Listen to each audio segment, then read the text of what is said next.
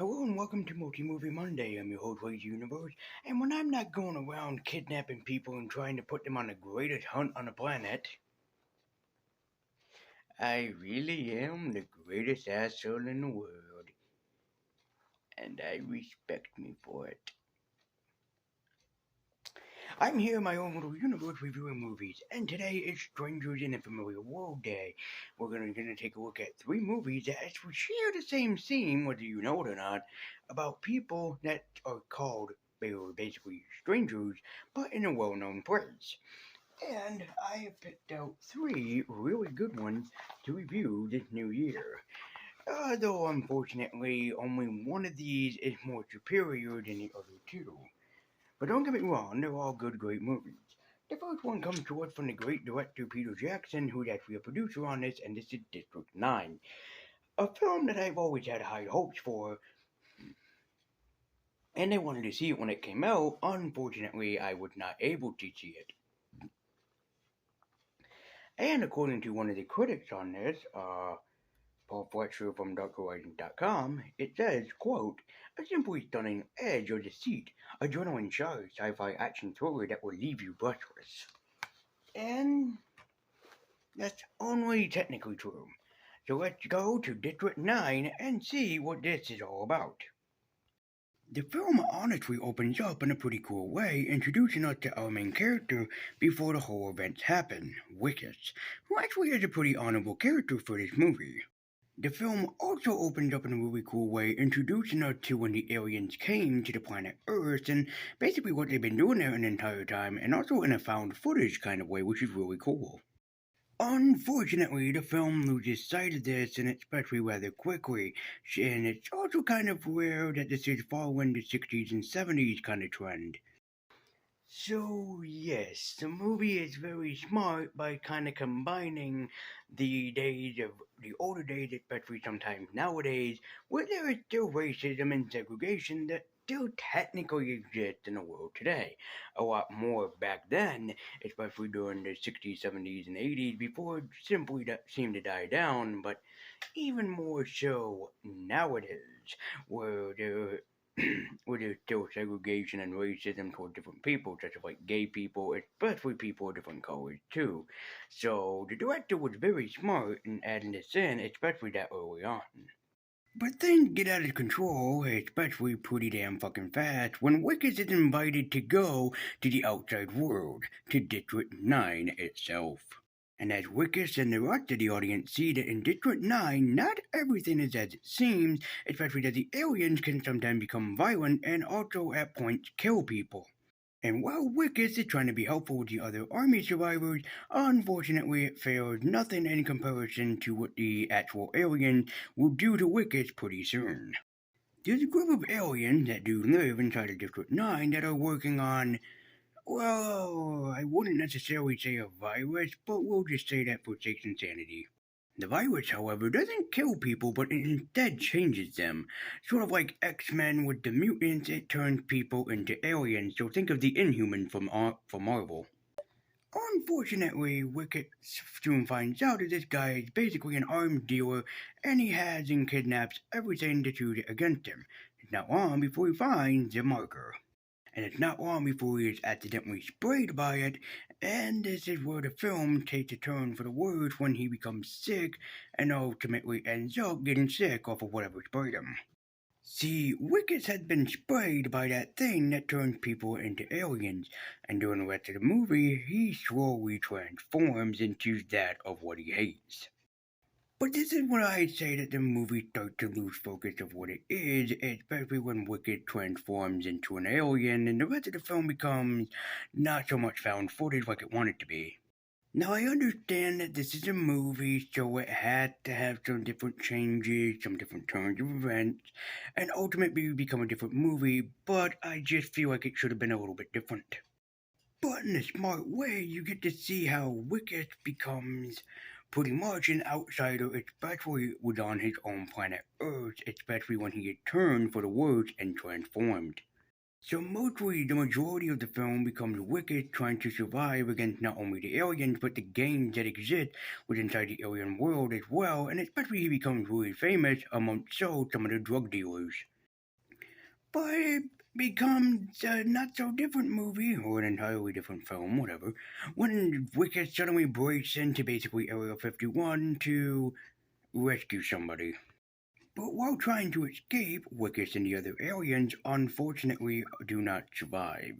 They do not get the chance to go back into space, they do not get the chance to run away. They're instead on Earth forever.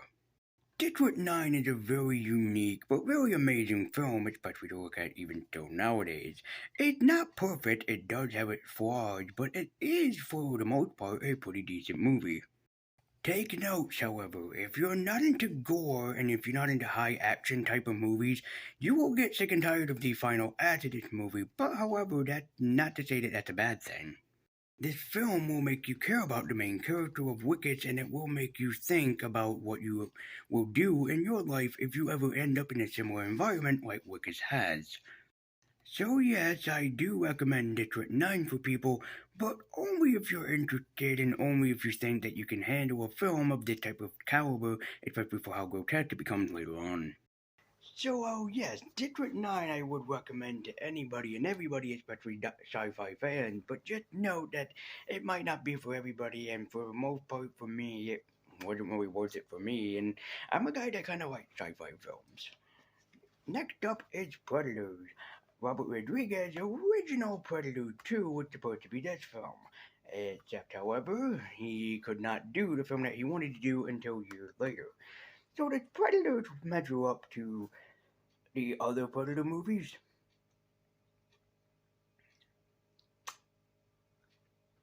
In my opinion, no. But it is still a great movie for what it's worth, so let's quickly talk about Predators. So to get the recap of this movie out of the way really quickly, the aliens somehow became smart enough to kidnap people and drop them on a planet where they were becoming the prey. Predators kidnap a small group of people, a couple of mercenaries, a couple of prisoners, and a doctor that is a comic relief, because why not? But this film moves at almost a fucking snail's pace. You don't know where the predator is, you don't know when it will show up, but you're hoping that it'll be fucking awesome. And you finally get to see a predator at almost the 1 hour mark. I'm not even joking.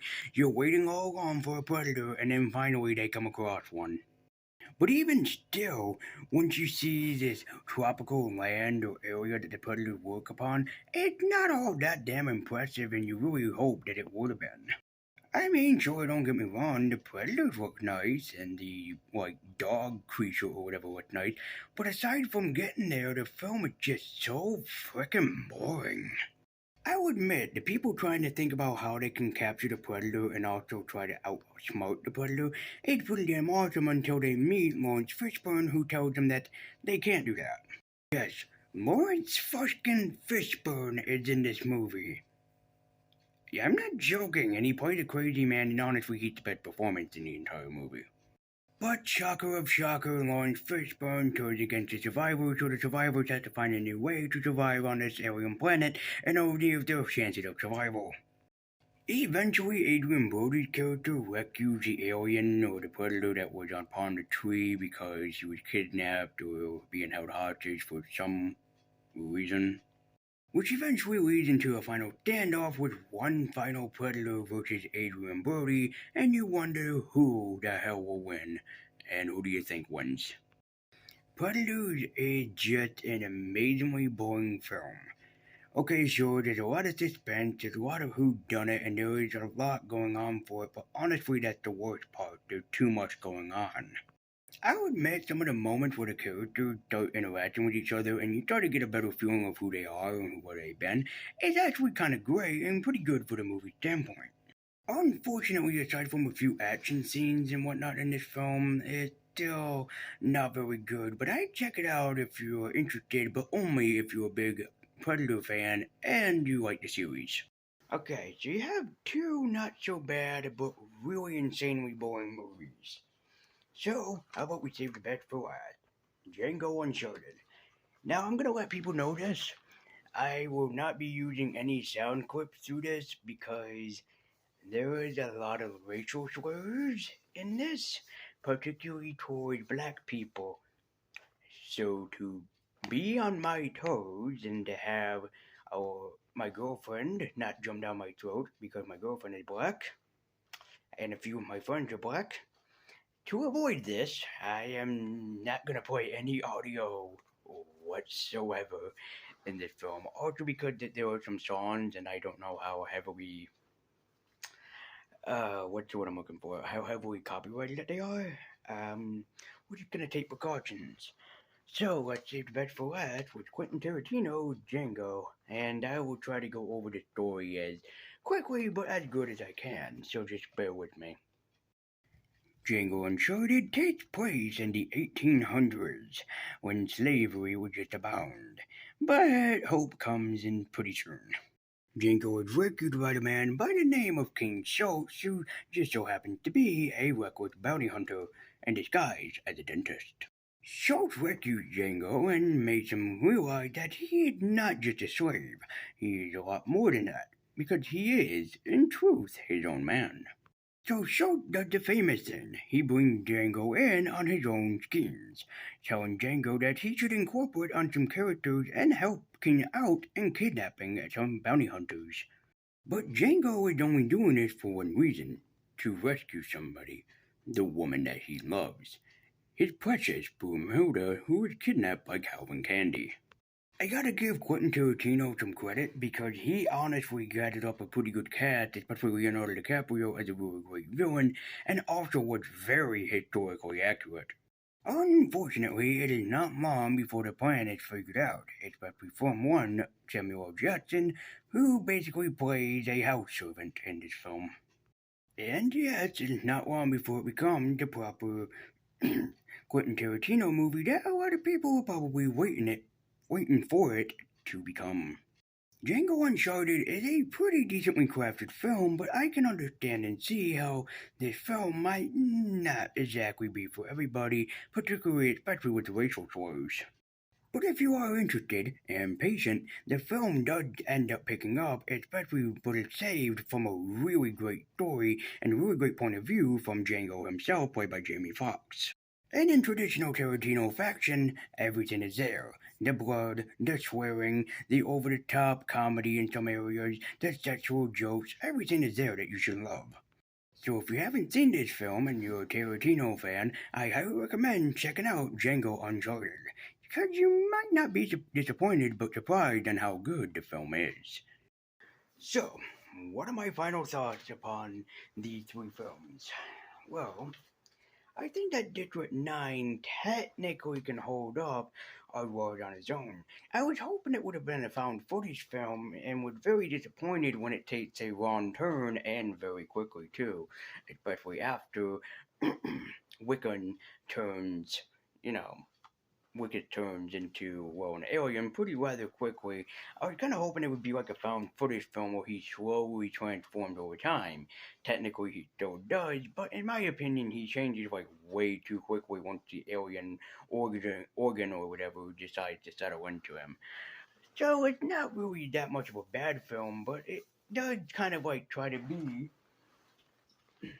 a little bit also like James Cameron's Avatar. It really tried to heavy on in the CGI, which isn't bad, but in a few areas it just didn't fall on. So unfortunately for me, Jang. So unfortunately for me, District 9 was a pretty boring and loosely held together film, but still pretty good for its worth. Predators is a film that really could have been a lot better, particularly in which in which Robert Rodriguez, who worked on this, who worked on one of my favorite films, Battle Angel Alita. And sadly, he is not very well good paid at holding it all together, especially with the specific story. Some of the characters seem really interesting, especially, and I should feel ashamed saying this, but he was still an interesting character. Even Topher Grace's character as the comedic relief doctor was a pretty darn good character in this, especially the twist and turn that I didn't see coming. But you don't see any predators into this until basically the 1 hour mark. And then when you see them, they disappear to go for the characters again. well, if you like this movie, then by all means you like it. But for me, it's just not for me, especially as somebody that's seen the first Predator film and also Alien vs. Predator and Alien vs. Predator Requiem. So, yeah, I haven't seen Prey and I haven't seen Predator 2, so I do not know how the others measure up to that one. But eventually I will. So, but Predators was pretty boring for me and was not the movie that I really expected. Well, still good, it's still. Eh. And Django Uncharted is a fucking brilliant film. I love all the performances in this, especially Leonardo DiCaprio, who I would not expect to make a great villain in Calvin Candy, but he does really, really quickly too. He does a great job as the villain. I really do like Christopher Waltz, Kerry Washington, and also, of course, the main man himself, Jamie Foxx, who does a really good role. I'm not really one for westerns, mind you. The only western that I really do like is the Jonah Hex film and also the Quick and the Dead movie with Leonardo DiCaprio. So I wasn't really quite sure about this, but it did grab my attention and I was pretty well interested. Well, thank you guys so much for watching. Be sure to like, comment, and subscribe. And join me for more Multi-Movie Mondays by staying subscribed. And let me know in the comment section down below what you thought about these three films. Which one did you like? Which one did you hate? Or haven't you seen them yet? Be feel free to tell me.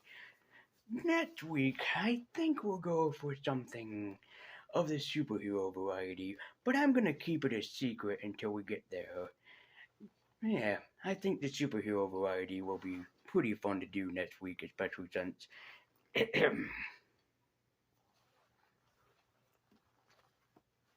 I like my superhero films, both Marvel and DC.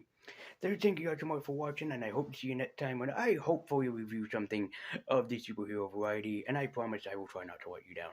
So thank you guys so much for watching, and until next time, remember, 20 more Mondays, 20 more movies, and until then, guys.